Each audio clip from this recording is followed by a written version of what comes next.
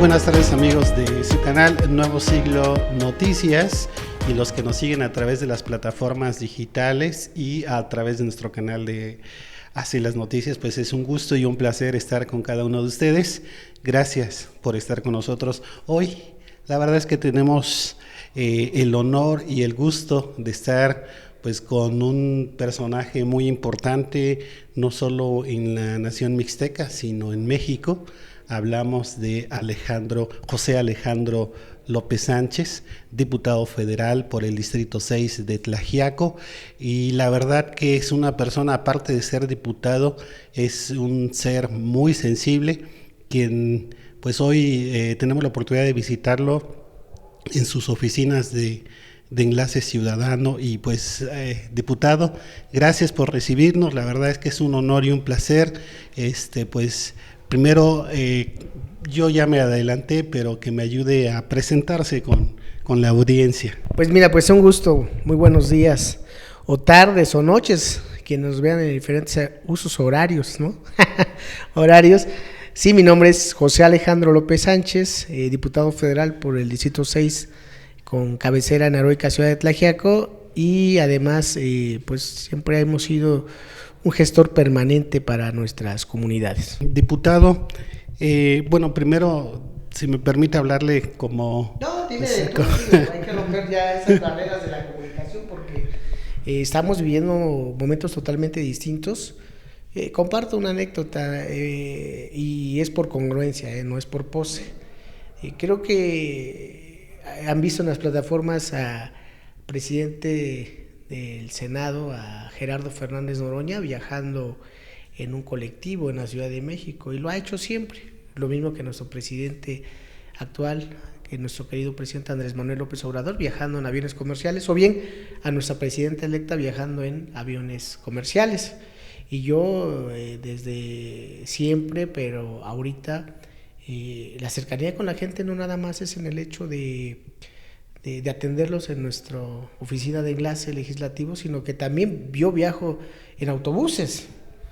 O sea, y no lo hago por un tema de pose, sino también lo hago justamente para escuchar, para ver el trato que le dan las líneas, para ver el trato que reciben desde que viajan desde sus lugares de origen a la Ciudad de México, y lo hacemos también por una cuestión de ser consecuentes. Entonces, y por eso a la pregunta, ¿no? Dime tú, porque al final de cuentas sí tenemos una representatividad, pero creo que debemos ser compañeros, debemos ser ciudadanos, justamente para que haya esa libertad de palabra y no se acote a un tema de sesgo en un sentido de una barrera de comunicación, ¿no? Digo, el tema de diputados ahí es en la Cámara, pero entre pares, y debe ser también entre pares como ciudadanos, también en la vida diaria.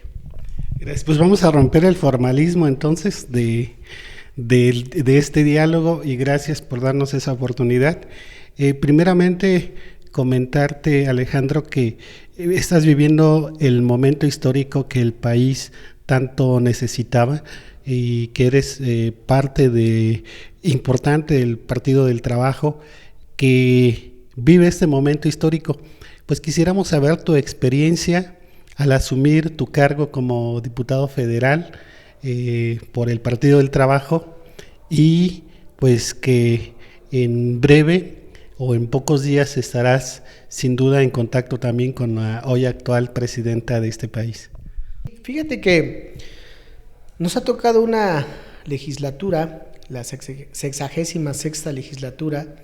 Es efectivamente, como bien lo dices, un proceso histórico, porque llegamos ya con un proceso de consulta, de foros, a las reformas, las iniciativas de reforma que presentó nuestro presidente de la República el 5 de febrero de este año, del 2024, y que fueron 18, pero que ya pasaron a dictamen, a puntos constitucionales, 17.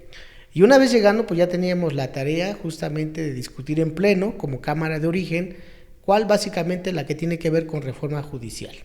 Y ahí es algo muy importante, y agradecerte la oportunidad, porque se han dicho muchas mentiras sobre esta reforma. Esta reforma lo que busca es la independencia del Poder Judicial, y que el pueblo tome en sus manos, en su decisión de nombrar a jueces y magistrados. Ese es en esencia. ¿no? Que es una facultad exclusiva del presidente, pero que finalmente ya no quiere que exista esa posición desde la presidencia o el Senado como se hacían antaño, quienes eran quienes aprobaban y votaban de quienes iban a ser magistrados. Entonces, ahora lo que se busca es que el pueblo haga esa labor tan importante como lo hace con el poder ejecutivo y legislativo. Entonces, el 2 de junio tendremos elecciones para magistrados. ¿Y quiénes van a votar? Pues todos los ciudadanos. ¿Quiénes van a organizar la elección? El INE. Entonces, son 180 días que tienen ya los congresos locales para que hagan lo propio. Entonces, y tenemos muy poco tiempo. Pero aquí hay algo, también hay un mito que hay que la gente sepa, ¿eh? No nada más es magistrados y jueces a nivel federal, también es a nivel local, ¿no? Es decir, se van a elegir a los jueces locales. Es decir, que antes los gobernadores acomodaban acomodaban a sus amigos, a sus allegados a formar parte, ¿no? Y entonces ahora no, ahora el pueblo va a decidir sobre eso. ¿Cómo se va a dar el proceso? Bueno, el presidente de la República puede presentar 5 propuestas, lo mismo que lo puede hacer la Cámara de Senadores y Diputados y por supuesto también el Poder Judicial. Estas propuestas, una vez que se tengan, se inscriben y se van a plantear en la boleta y el ciudadano, obviamente van a conocer la referencia de quiénes son y a partir de quiénes son, qué han hecho a favor de la justicia es que van a tomar esa decisión. Y algo muy importante, ¿por qué se busca la independencia judicial? Porque se busca que la justicia sea pronta y expedita. En temas penales a más tardar 1 año, porque hay muchas personas que están cumpliendo penas y que no han sido sentenciados, ya llevan más de 15 años y no han sido sentenciados. ¿Y por qué? Pues que normalmente al pueblo pues no se le da justicia, ¿no? Se le da, por ejemplo, tienes a un Ricardo Salinas Pliego, dueño de Banco Azteca y un sinfín de filiales, que le debe desde el 2016 al fisco mexicano muchísimos millones de pesos, ¿no? Entonces, ¿por qué no ha pagado? Pues porque ha habido una discreción. Este gobierno busca que los que ganan más, los que tienen más, pues paguen más impuestos. Y finalmente que haya un desarrollo equitativo en el país. Eso nos tocó aprobar llegando, ¿no? Se dio de manera rápida y que además les tomaron la cámara, ¿no? Sí. Y se movieron a otro espacio. Sí, de hecho se aprobó en la Magdalena Michuca.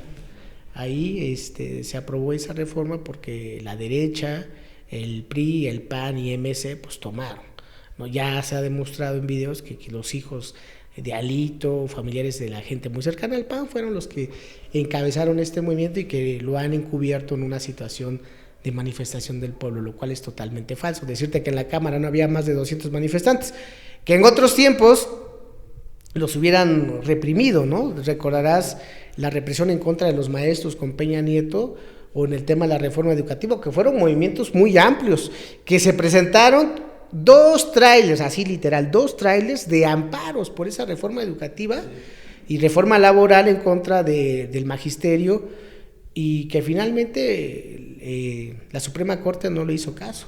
Y fíjate, hay algo muy importante. ¿Por qué lo comento? Porque ahora con el tema de la reforma judicial se presentaron amparos, primero en contra de la iniciativa, en contra de que los diputados votáramos, después contra los senadores, después contra los congresos locales y después contra la publicación o promulgación, que en este caso lo hizo nuestro presidente de la República el 15 de septiembre. Entonces, eso fue un tema realmente importante. Después vino la reforma a pueblos originarios, que se dio un cambio sustancial, porque ahora los pueblos originarios dejarán de ser objeto, como está establecido en el artículo 2, y se convertirán en sujetos de derecho, y eso pues significa autodeterminación, significa el tema de recursos públicos, que ha sido una lucha permanente de los pueblos originarios, y que por supuesto también ya nos tocó fijar la posición del grupo parlamentario del Partido del Trabajo, en la cual agradezco al PT el haberme dado la oportunidad de pasar y fijar un posicionamiento en Mixteco, y por supuesto también un posicionamiento en relación de lo que significa esta ley. Y quiero decirte que la consulta de pueblos originarios fue de las más consultadas, se organizó con la Secretaría de Gobernación, con el Instituto, con el INPI, Instituto Nacional de Pueblos Indígenas, que también va a cambiar de nombre porque hoy tenemos pueblos afromexicanos. Somos más de 11 millones de pueblos originarios, personas que pertenecemos a un pueblo originario, y 2 millones y pico que forman parte de la población afromexicana. Entonces, muy importante esta reforma. Y bueno, en la madrugada del jueves a las 4 de la mañana aprobamos la ley de la Guardia Nacional, y también hubo cuestionamientos muy fuertes, y es todo de doble moral, porque lo que se busca es, hay un reclamo de la derecha, hay un reclamo de la oposición de que no se ha hecho nada en torno a la seguridad. Lo que se está haciendo ahora con el tema de Guardia Nacional es darle un marco jurídico a esta Guardia Nacional para la actuación, y que además es eminentemente civil. ¿Por qué? Porque la presidenta de la República es quien tiene el mando, y se van a sojuzgar por tribunales civiles, no militares, al menos que la relación sea de un guardia civil con un militar o un marino. Entonces ahí sí intervienen los tribunales militares, pero en este caso, como tiene actuación civil, van a ser juzgados por tribunales civiles. Que sí, el mando es militar, sí. ¿Pero por qué se hace eso? Porque lo que se busca es que tengamos una policía profesional, que tenga doctrina, que tenga formación, y que además van a ser alimentadas por el ejército y por la marina. Entonces, eso, ¿por qué? Porque en nuestro país el crimen organizado, has visto que tienen una capacidad de juego como nunca antes se había visto, por el tema del tráfico ilegal de armas de Estados Unidos a México, y que inclusive nuestro presidente ha pedido, mediante exhorto diplomático, pues y se ha presentado inclusive un juicio en contra de las armerías de Estados Unidos, porque hay un paso indiscriminado de armas. Entonces, todo esto, pues en ese contexto, y que finalmente decirle a los ciudadanas que no solamente vamos y levantamos el dedo, como dicen, fijamos posición, participamos activamente, porque previo al tema de un pleno entramos a una reunión previa de grupo parlamentario. Y efectivamente, nosotros te vimos en la tribuna, nos da mucho gusto, y creo que a muchos ciudadanos de acá de la Mixteca, de Tlaxiaco, también les da orgullo, porque, pues tengo que comentarlo, los que han ocupado la curul han estado solamente como, pues nada más ocupando un espacio, y llegando Alejandro participa ya en la tribuna. Y si nos permites, vamos a poner tu discurso para que los ciudadanos que no vieron esa participación, nosotros ya la tenemos, pues es a través del canal del Congreso, que es lo que usted va a ver, son los créditos de la participación de nuestro diputado de la Mixteca. Regresamos. Con la venia de la presidencia, Tañiñi, Tata, Nana, Tacamaño, Nuco, Yoma. Muy buenas tardes, compañeras y compañeros integrantes de esta Cámara de Diputados, autoridades de los pueblos y comunidades indígenas y afromexicanas, al pueblo de México. Hoy es un día de gran importancia para quienes hemos nacido en comunidades y pueblos indígenas de nuestro país. Hoy es un día de gran importancia para nuestros pueblos y comunidades, porque con la reforma que hoy aprobaremos vamos a cambiar el curso de la historia. Esa historia de pobreza, marginación y discriminación, clasismo y racismo, el que nos trataron durante la época colonial y gran parte del México independiente. Esta historia donde vale más el indio muerto, su pasado, sus monumentos y su riqueza, que el indio vivo, el de ahora, el portador de cultura, tradición, formas propias de organización, de justicia, de democracia y de armonía con la naturaleza. Esta es una reforma necesaria, indispensable y postergable. Con ella podemos y debemos cambiar ese trato indigno que en otros momentos propició un levantamiento armado y el reclamo de justicia y dignidad. Podemos y debemos hacer que nunca más exista un México sin sus pueblos indígenas. Podemos y debemos hacer realidad lo que ha planteado nuestro presidente Andrés Manuel López Obrador, lograr una transformación real y verdadera en los pueblos indígenas y afromexicanos. Podemos y debemos abonar para lograr un México pluricultural orgulloso de sus raíces. Es el mandato que recibimos el pasado 2 de junio. Eso es lo que significa que el poder surja del pueblo y se instituya para su beneficio. y por eso no le debemos fallar al pueblo. Es necesario señalar que esta reforma tiene una singularidad digna de reconocer y valorar.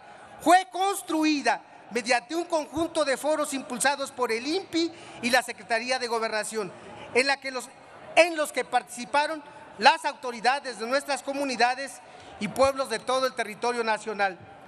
Retoma los contenidos y espíritu de los acuerdos de San Andrés, firmados con el Ejército Zapatista de Liberación Nacional en 1996, quienes desde entonces plantearon reconocer a las comunidades indígenas como sujetos de derecho público, cosa que nos negó en su momento Ernesto Zedillo cuando decían que no podía instituirse un Estado dentro de otro Estado. Falso y más falso que nunca.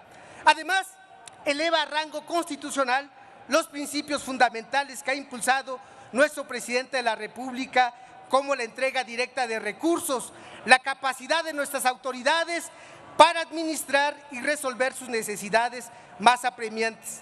En particular, los indígenas y afromexicanos teníamos claro que la cuarta transformación era la esperanza para que finalmente los pueblos y comunidades fueran considerados como sujetos de derecho público. Nos consideran ahora, antes de esta reforma que habremos de aprobar, como objetos, es decir, somos una cosa.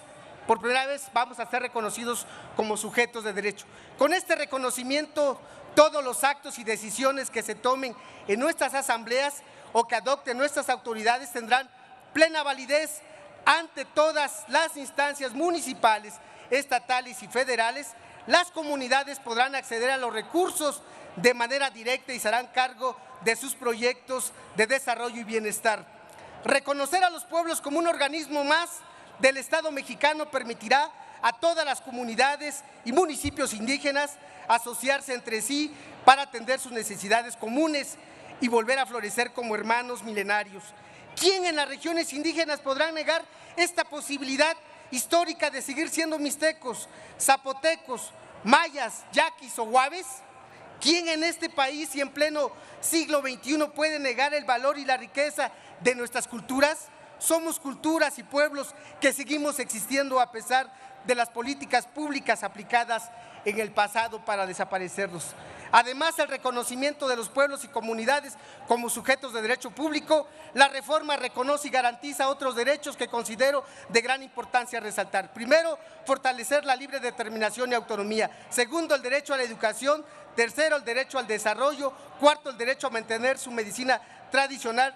Quinto, el derecho a la identidad y patrimonio cultural, el derecho de los pueblos afromexicanos, entre otros. Como se puede ver, la reforma permitirá que nuestros pueblos recobren la grandeza que tuvieron antes de la conquista española. Solo para ilustrar, les comparto que los mixtecos de Oaxaca, de Chiapas, de Oaxaca, de Guerrero y Puebla, no estábamos considerados de estos estados, sino éramos una sola nación mixteca. Y solo para ilustrar, les comparto que los mixtecos antes de la llegada de los españoles vivíamos en armonía. La corona española nos hizo añicos, nos concentró en república de indios, nos esclavizó, nos sujetó de diferentes centros religiosos e intentó borrarnos para quedarse con el oro y nuestro territorio. En el México independiente la situación fue muy similar. Persistió la esclavitud, el despojo y la política de aniquilación, el pretender borrar nuestra cultura para convertirnos a la cultura nacional. Se continuó mirándonos como incapaces de pensar, de decidir y de actuar para alcanzar nuestro bienestar. Por ello, la palabra justicia para los pueblos indígenas adquiere un significado real y necesario en nuestros días. Por ello, es de reconocer y aplaudir esta iniciativa de reforma. Las diputadas y diputados, así como las senadoras y senadores, debemos estar a la altura de lo que la realidad nos exige y de lo que nuestro presidente ha propuesto a esta soberanía. Termino. ¡Vivan los pueblos indígenas! ¡Vivan los pueblos afromexicanos! ¡Viva! ¡Viva México! ¡Viva! Puta, Visa, ¿es cuánto, presidenta?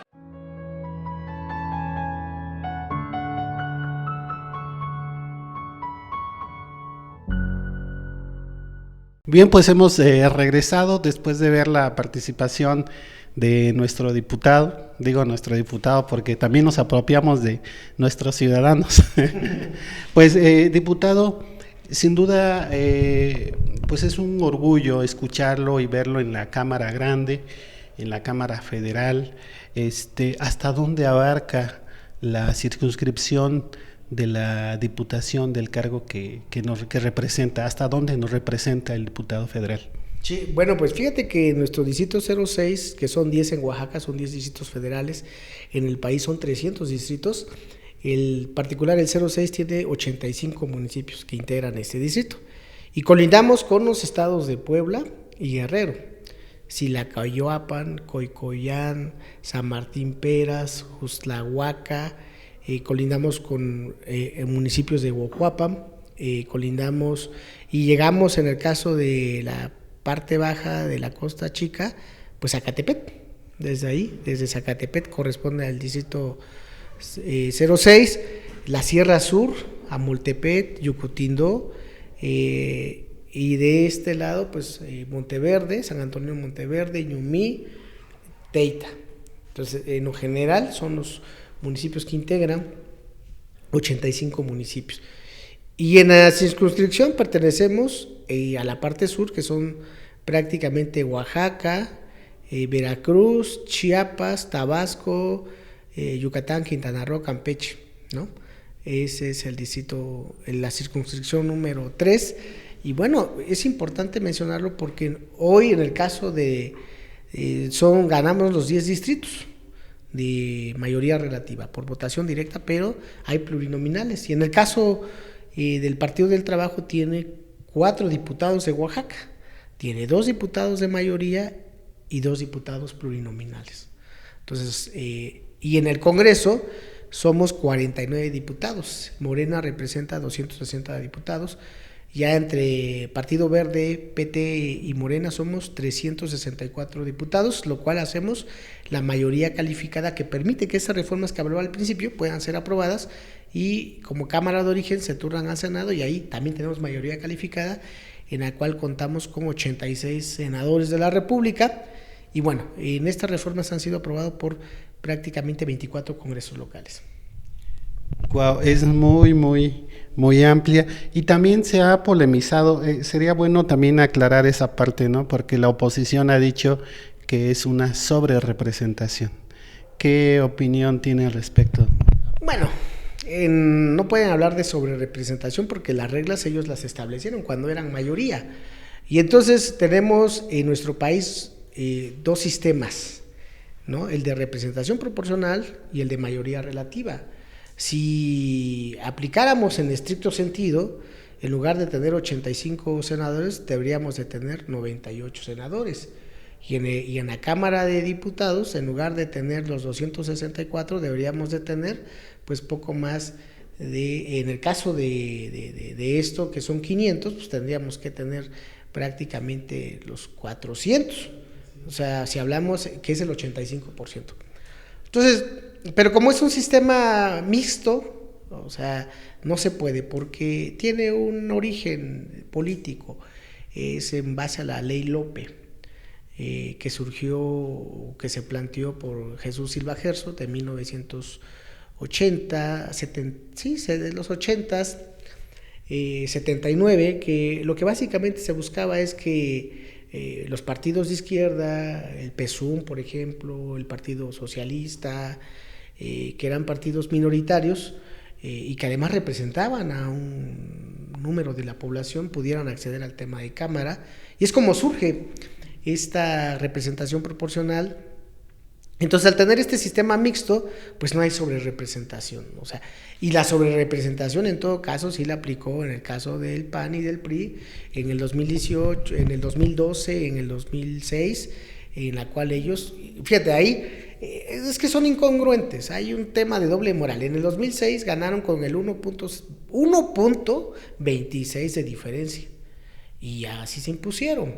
Entonces, y se impusieron también en el tema de la sobrerepresentación. Entonces, han sido sus reglas de ellos, pero también hemos sido muy respetuosos como proyecto de la Cuarta Transformación, en que solamente hemos pedido que se respete lo que establece la Constitución. No hay sobrerepresentación, al contrario, si hubiera sobrerepresentación, entonces tendríamos pues prácticamente el 85%, pero no, tenemos el 56% en la Cámara de Diputados. Entonces, y en la Cámara de Senadores tenemos menos senadores de lo que nos deberían de los que deberíamos tener más, pero tenemos menos. Entonces, he ahí que lo que ellos dicen es un discurso falso, ¿no?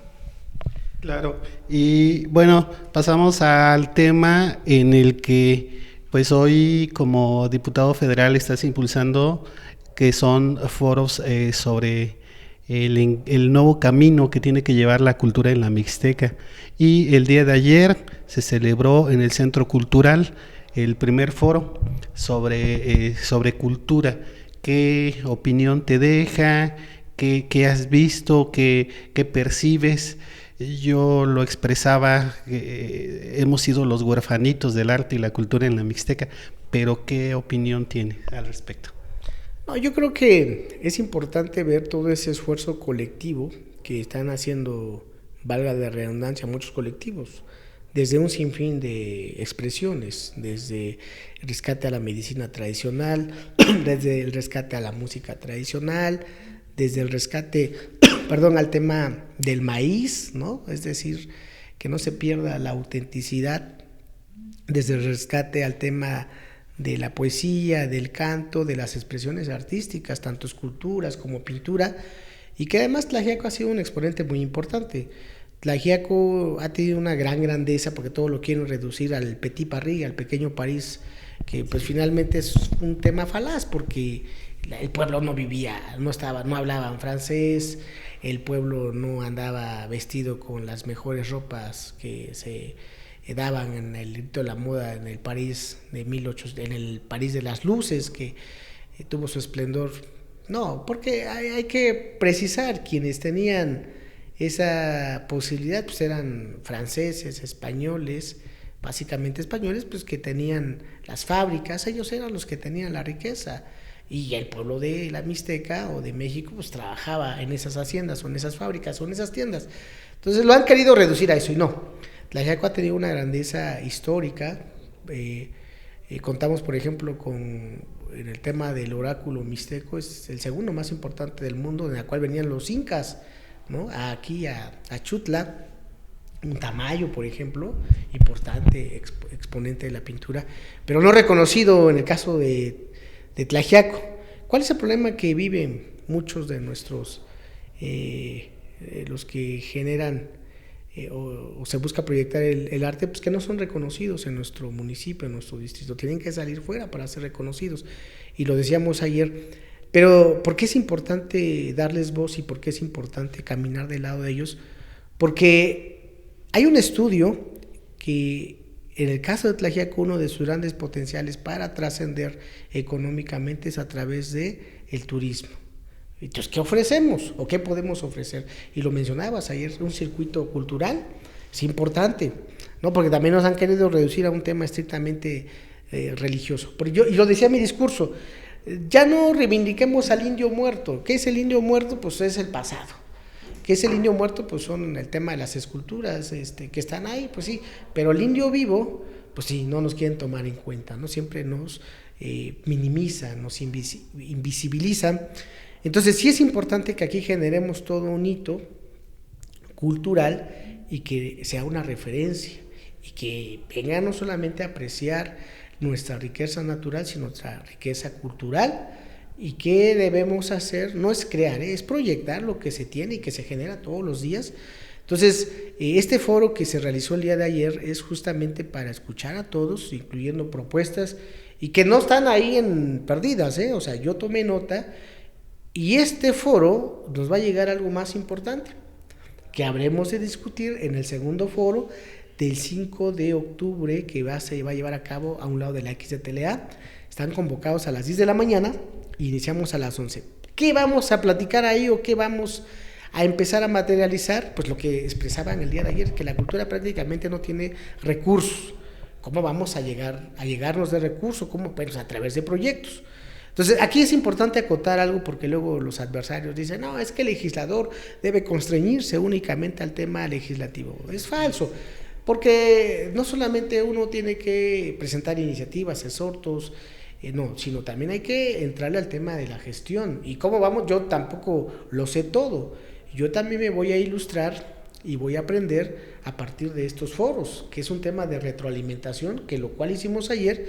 Entonces, ¿quiénes nos van a dar la pauta hacia dónde vamos a orientar la gestión? Pues los colectivos, las comunidades, y este foro nos va a llevar al foro del 5 de octubre, que con la modificación al artículo 2 constitucional, vamos a ver, ya para esa fecha ya va a estar aprobado en lo general, porque falta que se aprueben las leyes secundarias. ¿Cómo son las leyes secundarias? Pues los reglamentos, las leyes que van a decir cómo se aplican esos recursos, y se va a dar a conocer el abanico de posibilidades, no solamente en el ámbito cultural, sino en el ámbito productivo, en el ámbito de infraestructura para satisfacer necesidades básicas, electrificación, agua potable, pavimentación, que es además algo que ha planteado nuestra presidenta electa, la doctora Claudia Sheinbaum, pavimentación, agencias municipales. Entonces, son cosas que son importantes, porque si hablamos de impulsar a la Mixteca como un gran corredor cultural, pues hay que generar condiciones de infraestructura,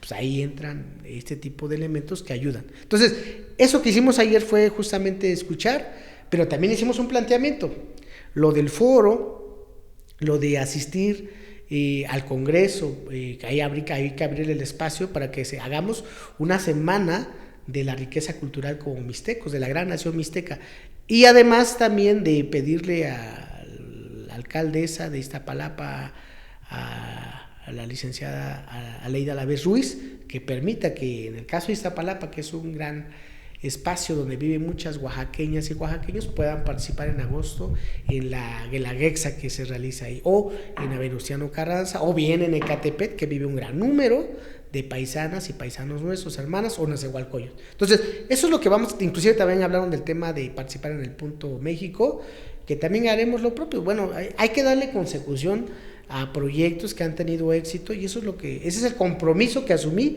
con los colectivos que realizan, que proyectan y fortalecen nuestra identidad. Sin duda una gran tarea, pero también comentabas que también al ciudadano nos toca hacer nuestra parte, ¿no? No todo le toca a nuestros representantes o a nuestros representados, sino que también nos toca a nosotros. ¿Y cuáles serían, consideras, nuestras tareas como ciudadanos? Fíjate que has dado una pregunta importante. ¿Qué es la democracia?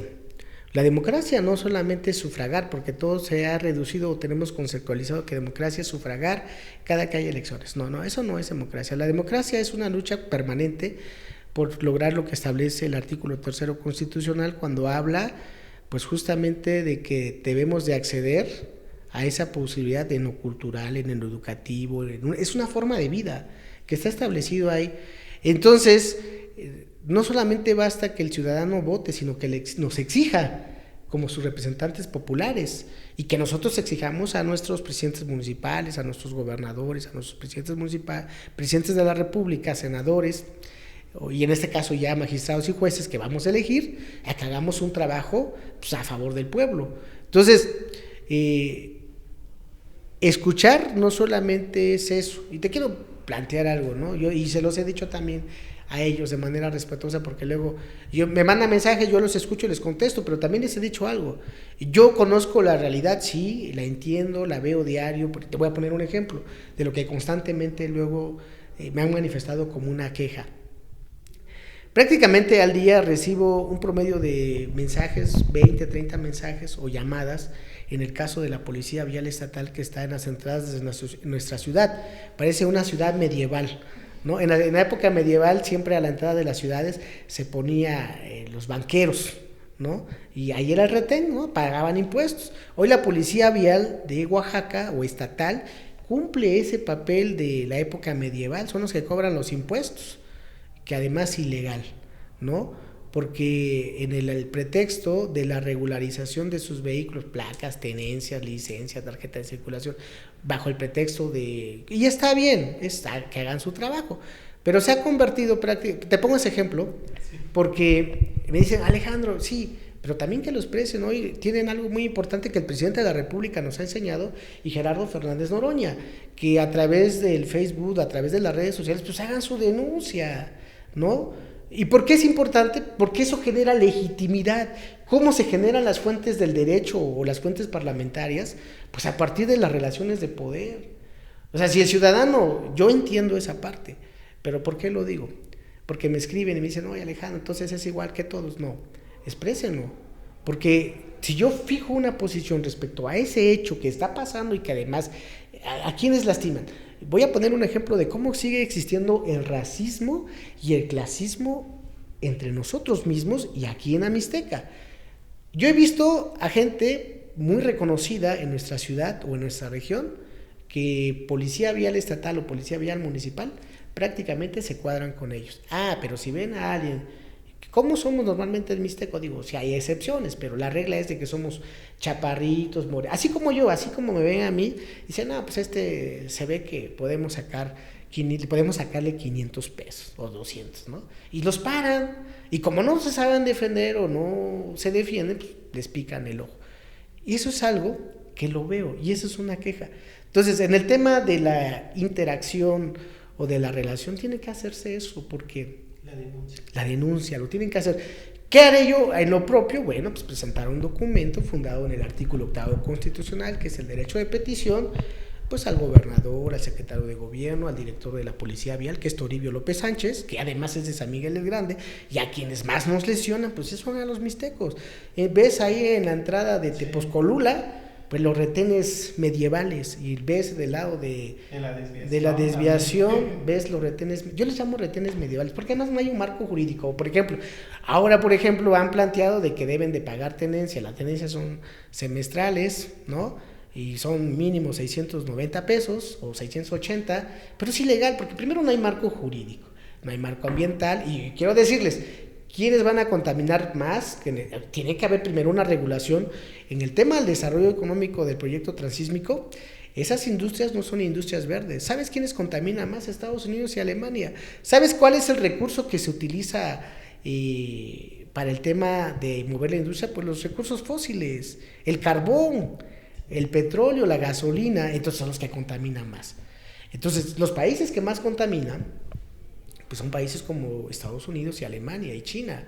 Y en México pues tenemos una industria incipiente. Pero resulta que los conductores y los automóviles son los que más contaminan. Entonces, y además quiero decirles que es intrascendente. Nuestro presidente lo ha dicho, y lo ha dicho de una manera muy correcta, que le ha quitado el discurso a la oposición y a la derecha, porque dice, no, es que los recursos verdes, sí, pero él ha fortalecido el tema de la industria petrolera, ¿no? En el caso de Dos Bocas, pues es una industria petrolera muy importante, y tenemos un gobierno que le hace un homenaje al tema de nuestro querido presidente, el mejor homenaje que le podemos hacer al mejor presidente de nuestro país, de la historia de esta cuarta transformación, es ser consecuentes y congruentes con la gente que tiene menos. Eso es lo mejor, porque fíjate, o sea, realmente se viven así. Y lo digo con mucha frustración, pero también con mucha energía, y que haré lo propio, porque esa es la responsabilidad también del legislador en el tema de la interacción que tú has dicho. Entonces, pero sí tenemos que participar, tenemos que ser incisivos, porque nosotros somos empleados. Actualmente hay una queja mayoritaria que en el Estado, el gobierno del Estado precisamente anunció la verificación obligatoria para todos los vehículos. Y la verdad es que la mayoría de los ciudadanos solamente ponen caritas de enojado en redes sociales. No, la verdad es que todavía no nos atrevemos a cuestionar o poner una queja directa. Pero ¿qué opinión te da? Yo sé que es un tema a lo mejor muy ajeno, pero hablando efectivamente de los retenes, porque ahora actualmente en Oaxaca también se han fortalecido esos retenes y pues están yéndose pues sobre los vehículos de gente que trabaja en el campo, gente que tiene un vehículo extranjero incluso porque pues su economía es muy diferente, o que en el extranjero pudo adquirir un vehículo y lo trae a México. Con el nuevo decreto de Andrés Manuel pudieron formalizar esa unidad móvil, pero ahora el gobierno del estado ha obligado a que tienen que verificar, y la verificación pues no está nada accesible para la mayoría de los oaxaqueños. Tiene objetivos recaudatorios, no es un objetivo ambiental, Se construye o lo quieren legitimar en un sentido ambiental, es cierto. Desde mi opinión, y particular punto de vista tiene un fin recaudatorio, ¿no? Entonces yo he tenido quejas de personas que les han levantado multas mínimo de 6,000 pesos, sus vehículos cuestan no mayor a 32,000, 40,000, 50,000 pesos, representan el 30% del valor de su vehículo, ¿no? Entonces, para que no te levanten la infracción, entonces tienes que hablarle hasta bonito al tránsito y tienes que pagar una mochada, una mordida de 200 y 500 pesos. ¿A quiénes crees que están afectando? Pues al pueblo. Pues no es la gente que tiene más, es a la gente que tiene menos, ¿no? La gente que con mucho esfuerzo. ¿Y qué voy a hacer en ese sentido?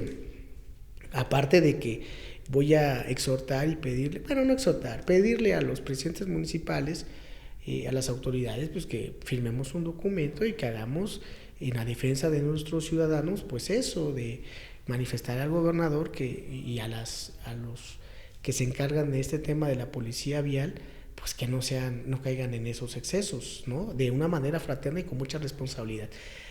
Porque decía Gabras es un director de cine que filmó una película que se llamó Estado de Sitio y que hablaba justamente de una experiencia paraguaya, pero decía algo muy concreto y muy particular. Los policías permanecen de manera eterna en los gobiernos, en los regímenes, pero los gobiernos somos eso, vamos y venimos. Entonces, los policías o viales, estatales, el ejército está en gobiernos de derecha y de izquierda, ¿no? Entonces, ellos no, porque llegue un gobierno popular, como en el caso de Oaxaca, sea en automático la policía vial, todas esas malas mañas, pues cambian, ¿no? Pues se van reproduciendo, ¿no? Porque, mira, y hablamos del tema de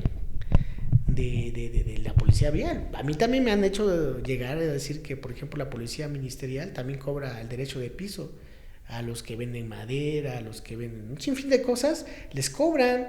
Es decir, el tema de la corrupción está ahí persistente. Entonces, ¿qué voy a hacer ya en el tema, a este caso? Pues personalmente yo voy a ir a los sábados y estoy construyendo con mi equipo jurídico un documento, un pequeño manual para dárselos a los automovilistas para que conozcan sus derechos y hacer presencia también, porque pues es una exigencia y no puedo ser omiso.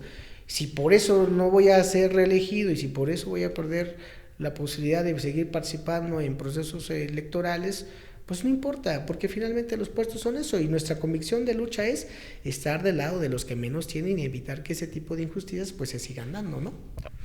Bien, pues es precisamente de lo que yo hablaba y comentaba y lo he manifestado, el gusto y el orgullo de que seas parte de la legislatura, porque de los que han pasado por la historia como legisladores, pues han sido oscuros, ¿no? Y tú te has visualizado, nos has dado una luz y a muchos ciudadanos les has dado esperanza. Y como bien lo manifestabas, ¿no? Que te llegan más de 20 mensajes, pues es que también has compartido tus contactos para que sigan los ciudadanos en contacto contigo. ¿Estás atendiendo también en Tlaxiaco? Que nos digas en dónde está tu oficina, si hay posibilidades de que algún ciudadano pueda venir, incluso alguna propuesta a iniciativa de ley, no sé si hay esa oportunidad o esa opción, pues es una casa de enlace, ¿no? Entiendo, una casa de enlace ciudadano. Que le pudieras explicar al ciudadano también qué es una casa de enlace ciudadano, porque muchos desconocemos ese tema. Sí, fíjate que los días sábados, bueno, yo lo que hasta ahorita tenemos de parte de la Junta de Coordinación Política y de parte de nuestros coordinadores parlamentarios, los diputados vamos a sesionar martes y miércoles. Significa que yo tengo que irme los lunes para estar temprano en cámara y estar en sesión martes y miércoles, y terminando la sesión a la hora, y que además han terminado ahorita bien noche, 4 o 5 de la mañana, yo atenderé los días viernes, sábados, domingos, aquí en la casa de gestión, pero particularmente los sábados, porque bueno, voy a hacer esta actividad ya una vez que terminemos de imprimir estos manuales para el tema de darle a los ciudadanos elementos del marco jurídico para que no sigan atentando contra ellos. Yo atiendo en esta casa de atención ciudadana los días viernes, ¿no? Y ya los sábados lo destino a la atención personalmente ya, y ya los domingos hago las giras, ¿no? Tengo actividades, por ejemplo el 4 tengo la actividad de Digo, el 5 el tema del foro, y el día 6 iré a San Pedro el Alto a acompañarlos, porque los acompañamos en una gestión de un tractor, en lo cual pues haremos compartir con ellos este logro de ellos, y ahí estaré acompañándolos en San Pedro el Alto día 6 de octubre. ¿Entregas un tractor? Entrego un tractor, bueno, sí, hicimos una gestión ahí en conjunto y estaremos ahí junto con ellos, pues entregando su tractor. Por ejemplo, es un ejemplo. Entonces, ese es mi recorrido. Y ahorita estoy recibiendo aquí? En la Casa de Gestión o de Atención Ciudadana tiene un presupuesto legislativo.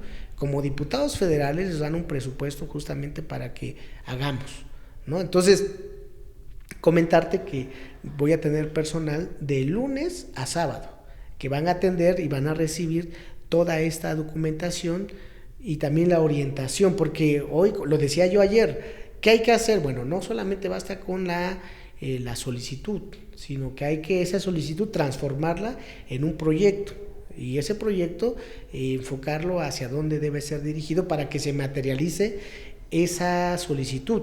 Entonces, eso es lo que vamos a hacer. ¿Y por qué es muy importante estos momentos? Porque el presupuesto de egresos y de ingresos se va a discutir a partir del 15 de noviembre al 15 de diciembre, bueno, hasta el 30 de diciembre. Entonces, todo lo que se presupueste tenemos que tenerlo presente. Entonces, hay un sinfín por ejemplo, recibo en mi correo, mi WhatsApp, el tema de carreteras, pues hay que pelearlo, discutirlo, subir al Congreso, a tribuna para manifestarlo, y en el diario de los debates pues que sí lo hemos hecho. Entonces, porque finalmente eso es lo que buscamos, que lo que nos plantean, lo que nos dicen, lo que nos platican y escuchamos, traducirlo en un tema material. Entonces, esa es la Casa de Enlace Legislativo, que además, al ser recursos públicos, pues significa que sí tenemos que tener todo ese proceso de atención. Es una obligación que además no se conocía. ¿Cuáles también son nuestras obligaciones como legisladores? Que previo al tema de la discusión de las iniciativas de ley, se tienen que discutir y plantear con las comunidades, cosa que yo haré el día 6 de octubre, que estaré en Chalcatongo, que estaré en San Pedro el Alto, que estaré en Tlaxiaco, y que habremos de compartir y socializar esa información el 5 de octubre con las autoridades y comunidades agrarias de nuestro distrito. Diputado Alejandro, la verdad es que es una gran labor y es una gran plática en la cual te agradecemos muchísimo. Pues nos gustaría que le compartieras también a los jóvenes, y no dudo que haya uno que otro niño inquieto también, que nos puedas comentar qué es un legislador. ¿Qué es un legislador? Bueno, pues los legisladores somos tribunos, porque participamos en una tribuna para presentar nuestras iniciativas de ley a partir de lo que recogemos o de la realidad que se da en nuestra sociedad. Se conoce el legislador como el que presenta o materializa las fuentes del derecho. ¿Y qué son las fuentes del derecho? Una costumbre, por ejemplo, y que además es arraigada y está socializada, para que ya tenga una formalidad de un marco jurídico, se presenta en la Cámara y se aprueba. Pero para que se convierta en ley, tiene que pasar una serie de procesos legislativos. Hay dos tipos de leyes que solamente se pueden modificar, son leyes secundarias que no requieren de una mayoría calificada. En la Cámara de Diputados, para que tenga un efecto nacional o en todo el país, se requieren 336 diputados, ¿no? 335, diputados. Y esa ley pasa al Senado y a los congresos locales, tiene un efecto para todo el país y tiene una obligatoriedad para todo el país. Y en las leyes secundarias no se requiere que tenga mayoría calificada, puede ser con mayoría simple. Entonces, en esencia, el legislador presenta iniciativas de ley, lo discute en un pleno. ¿Cuál es el proceso legislativo que pasa? Porque no es tan simple, o sea, porque sí, también hay que decirlo.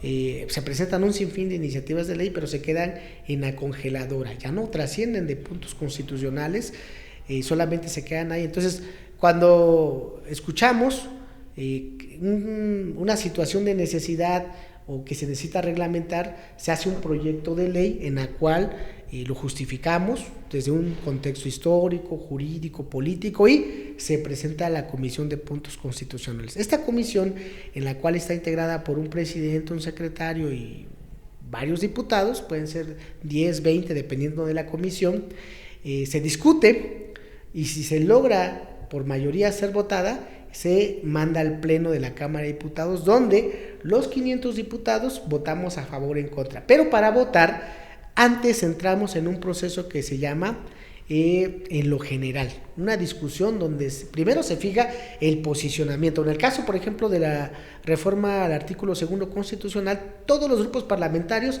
fijan una posición respecto a esa ley. Después se habla a favor y en contra, ¿no? Quiénes están a favor, quiénes están en contra. Y una vez que terminamos, pueden ser 6 rondas y son 6 partidos, pasan un orador por cada partido, a favor y en contra, se termina y el presidente de la mesa directiva pregunta si se está a favor, que ya está suficientemente discutido, se vota. Y una vez que se vota, se pasa después ahora a las reservas de ley, que le llaman que a ese punto de acuerdo pueda sufrir modificaciones.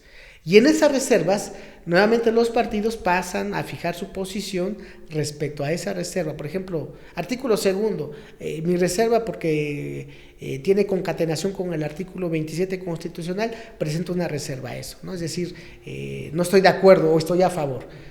Y una vez que se agotan las reservas de cada uno de los grupos parlamentarios de los partidos, ya se vota si estamos en lo particular de acuerdo. Y una vez que se vota en lo particular, pues ya se manda al Congreso. Pero aquí hay algo muy importante, de los diputados, una vez que terminan de hacer su exposición en las reservas, se le pregunta a la mayoría o si estamos de acuerdo o no, y si estamos en desacuerdo, se desecha y ya no pasa.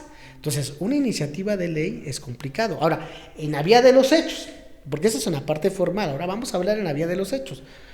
O sea, si uno como diputado, no hay concesiones en ningún congreso, o sea, no porque seas diputado del distrito 06, en automático te van a pasar a tribuna. Tienes que dar una lucha también parlamentaria con argumentos en tu grupo, en tu fracción parlamentaria, para que te permitan que tu exposición, que tus argumentos sean escuchados por la máxima tribuna de este país. Entonces, no es tan simple. Y si no te atreves, porque tienes miedo, o sea, porque también hay que ser tema de como seres humanos, pues si pasas ahí a tribuna y te equivocas o no tienes el carácter, pues te ningunean, ¿no? Entonces, corremos el riesgo, no por ser diputados ya en automático, ya trasciendes, no. Pueden ser dos cosas, y que ha pasado en un tema de autocrítica. Acá hay diputados que pasan sin son ni gloria porque les da miedo pasar a tribuna y mejor se quedan callados y no dicen nada. O ser un tribuno que pase y discuta y que se meta y que se vaya ganando un lugar. Entonces hay también una lucha también, porque el Congreso, ahora sí, en su marco teórico e histórico, el Congreso, después del 5 de febrero de 1917, se hizo una gran concertación de los grupos de la revolución, villistas, zapatistas, carrancistas, y dijeron ya, las armas ya no van a ser el elemento para dirimir nuestras diferencias políticas, va a ser la tribuna. Entonces el Congreso, la Cámara de Diputados Federal y el Senado son el espacio para discutir y fijar posiciones ideológicas y políticas de qué proyecto de nación queremos. Entonces, si el PAN logra la mayoría, pues va a imponer su ideario político, su ideología, y tiene una percepción de qué proyecto de nación quiere para México. Y en esencia, si el PAN llegara a tener mayoría, que ya lo tuvo, ¿a quién va a privilegiar? Pues a los empresarios, a los terratenientes, a los que tienen más, ¿no? Y este proyecto de la Cuarta Transformación, que ha logrado a través de una lucha permanente desde 1910, desde la independencia de México hasta ahorita en el 2018, es lograr que este proyecto de nación que tenemos es privilegiar a las mayorías. En esencia, para no ser tan técnicos, la Cámara de Diputados es una lucha ideológica de buscar consensar cuál debe ser el país que debemos de construir a largo plazo. Pues te agradecemos muchísimo, diputado Alejandro.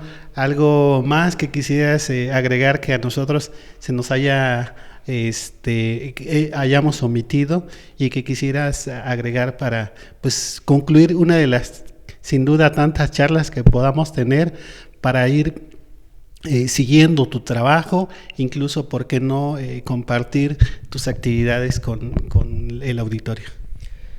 Bueno, pues decirles que agradecerte antes que nada, agradecerles la oportunidad porque conozco. Fíjate que yo tengo un planteamiento y a lo mejor eso, porque he sido vetado, dijera Noroña, no, he sido vetado por los medios, no importa porque finalmente yo siempre voy a caminar con los colectivos, con los esfuerzos, porque vengo de esa lucha de estar invisibilizado. Cuando yo terminé la universidad, y aquí una gran pregunta y les comparto, ¿no? ¿Para qué estudiamos? Claro, todos tenemos, y es legítimo, una aspiración material de tener una mejor condición de vida, que es legítima, y debe ser esa lucha donde la mayoría tenga esa posibilidad. Pero básicamente se estudia para transformar la realidad, que tú lo haces, que lo hacen muchos actores, muchos colectivos, justamente toda esa indiferencia, toda esa injusticia, toda esa desigualdad que está ahí, se necesita pues organizarse, ahí están las leyes, pero no se van a materializar si no se organiza uno. Entonces, hay que organizarse, pero sobre todo, yo cuando terminé mi carrera, yo estudié en la Facultad de Estudios Superiores de Acatlán, en la Universidad Nacional Autónoma de México. Me hice un compromiso, regresar. Mi mamá fue maestra rural y cuando yo era niño, pues caminaba con ella a las comunidades, literalmente se caminaba porque no había carreteras, no había vehículos, y me tocó vivir a flor de piel toda esa necesidad, ¿no? Entonces yo dije, pues yo algún día quiero regresar y lograr que esto cambie, ¿no?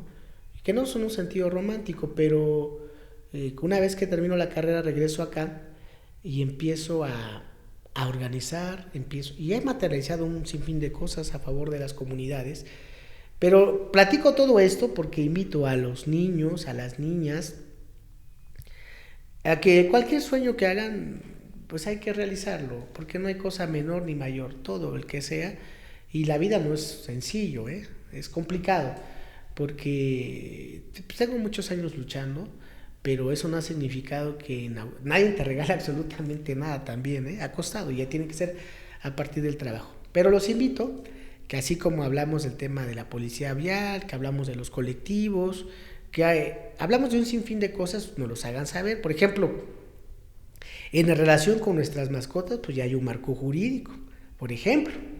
¿Cómo se dio? Pues a partir de esa necesidad que estaba ahí latente. ¿Y cómo se construyen leyes? Pues a partir de que surgen organismos colectivos en defensa de las mascotas, que son seres vivos. ¿Cómo se puede generar un marco jurídico para los grupos minoritarios o permanentes? Pues a partir de que se organicen. Por ejemplo, ya habremos de discutir el tema del artículo 123, que tiene que ver con salarios, ¿no? Pero los trabajadores, te voy a poner un ejemplo, porque es importante organizarse. Los días que se han decretado como inhábiles, que fue el 16 de septiembre, si trabajan, no solo, si tú ganas 300 pesos, te deben pagar esos 300 pesos, pero el doble. Es decir, debes ganar 900 pesos en los días inhábiles, pero pues no se aplica porque no se organiza, ¿no? Entonces, tiene que darse esa lucha, o sea, no porque haya un marco jurídico que defienda los derechos en automático, pues se van a dar, hay que organizarse. Entonces, por ejemplo, todo ese tipo de relaciones, ahora con el tema de la modificación del artículo 2, hay una gama muy grande donde los pueblos originarios y afromexicanos se pueden organizar y hacer materializar lo que establece la Constitución. Ya se logró, ahora hay que hacer que el Estado se responsabilice de esas obligaciones que tiene ya consagradas en la Constitución, o los derechos que tienen los pueblos originarios o afromexicanos, hacerlos patentes y que se materialicen. Entonces, esa es la invitación a que nos organicemos. O sea, no hay que dejar de luchar porque este país se construye todos los días. Entonces, ¿cuál es el objetivo de todas estas luchas pacíficas? es de que las mayorías tengan acceso a mejores condiciones de salud, de educación, mejores condiciones laborales, que se generen fuentes de empleo, que las carreteras, que ha sido un cuestionamiento muy bueno, pues entonces se tiene, aquí hay algo muy importante decirlo, no es que haya una omisión del gobierno, no, es que se requieren proyectos estratégicos para que el país cambie. Entonces ahora en esta discusión del presupuesto de egresos se plantea la rehabilitación de todas las carreteras del país. ¿Para qué? Pues para que haya un presupuesto y no puedan seguirse deteriorando. Entonces, todas estas luchas se dan de manera diaria, ¿no? Se dan de manera permanente, y decirles que eso que ustedes nos plantean y nos escriben, pues estamos al pendiente, porque seremos un diputado de a pie, pero eso no significa que no tengamos que asumir esas responsabilidades, porque además no son posiciones mías. El tema de vialidad no es un tema de grilla, o sea, porque muchos, no, yo no tengo necesidad de confrontarme con nadie, pero también el tema de autocrítica, ¿no? Porque yo creo que hay tribunos, caso de Gerardo Fernández de Oroña, que tiene un gran número de seguidores, ha manifestado sus posiciones, y el decirlas, los grupos de izquierda, los partidos de izquierda, los hombres de izquierda discuten, es decir, contraponen sus ideas, debaten, pero también no debe de ser un tema como se busca y se pretende, no en el ánimo de lograr permanecer en el poder, pues ser omisos ante una realidad. Entonces yo creo que hay que dar la cara y hay que dar la lucha, pero todo este chorito, dijera el durito, es justamente para que no pierdan de vista que es importante organizarse, y que para que toda esa inconformidad, todo eso que ven como una injusticia, háganlo patente a través de las redes sociales, a través de los medios de comunicación, para que se vaya generando legitimidad. Es decir, porque si un movimiento no tiene legitimidad, no trasciende. Y para que trascienda una necesidad, para que trascienda una injusticia, es importante que haya legitimidad. Tiene que generarse un movimiento, una ebullición, para que se transforme y pueda cambiar ese estado de cosas. Esa es la invitación, hermanas, hermanos, pues, juta avisa, nunca acá, más a chiku chindea, que no, o más a nuco, Roma, nunca acá, manera chi, aku, no takama, o ñu manichi, hi más a nunca acá, mani, pero acuchinde, mani chicocaca, mani, para que esto que ustedes me dicen todos los días, pues lo podamos hacer. Y decirte que luego me dicen, oye, Alex, ¿qué mixteco hablas? Pues hablo el mixteco de todas las variantes, porque te contaba una anécdota hace rato, ¿no? Hay muchas variantes, y finalmente también muchos hermanos y hermanas pues tienen un arraigo en la manera de expresar la lengua mixteca, pero también yo he entendido, para poder entender y comprender y hablar con muchos pueblos, porque esos 85 municipios pues tenemos una variante del mixteco, ¿no? Que tiene muchas interpretaciones. Por ejemplo, la tortilla, ¿no? Para muchos la tortilla es shita, jita, está, pues para otros tiene otra connotación, por ejemplo, ¿no? Entonces, sí es importante hasta en eso cuidar. Pero algo que sí te puedo decir de nuestro mixteco, que es un poema, que realmente es un poema, y bueno, pues con esta modificación en los 80s, una política nacional, pues terminar la lengua mixteca. Todo aquel que hablaba mixteco era castigado por las autoridades municipales, ¿no? Era castigado por los directores, y quienes hablaban mixteco les daban sus varazos. Entonces hubo una política de exterminación de la lengua, de la exterminación de la cultura, porque el argumento en ese momento histórico es de que no se permitía el desarrollo homogéneo del país. Entonces esas son políticas públicas que tienen que ver con temas ideológicos. ¿Por qué se hacía? Porque era la antesala al proyecto neoliberal que se implementó con Miguel de la Madrid a partir de 1980. Y con la llegada de nuestro querido presidente en el 2018 se marca el fin del proyecto neoliberal. Y entonces empieza a resurgir este proyecto nacionalista que busca fortalecer nuestra historia, nuestro pasado, nuestro presente y, por supuesto, construir un mejor futuro. Gracias a todas y todos. No, pues al contrario, gracias diputado Alejandro por esta plática muy amplia. Además, nos has ilustrado con otros temas muy, muy importantes, sobre todo el amor a nuestra lengua, ¿no? Como ya lo expresabas, nuestra lengua pues es un poema, se oye muy bonito cuando lo dices de esa manera y sin duda nos debe de llenar de orgullo, que es ahora lo que se busca, que nos llene de orgullo y que ya no nos llene de pena, porque efectivamente la gente que venía de las comunidades pues le daba pena o hablaba mixteco y se tapaba y cosas así, ¿no? Entonces, incluso hasta los mismos humoristas, los que cuentan chistes, se siguen burlando del indio, ¿no? Del que habla una lengua.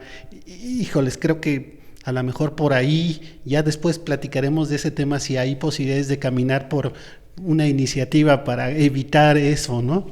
Pero bueno, es una charla que nos seguiríamos demasiado y también tienes otras actividades, pues te agradecemos muchísimo. Antes de que termine una anécdota, cuando pasé a la tribuna, saludé mixteco y comentaba que era un día de fiesta para los pueblos de México, esa modificación al artículo 2.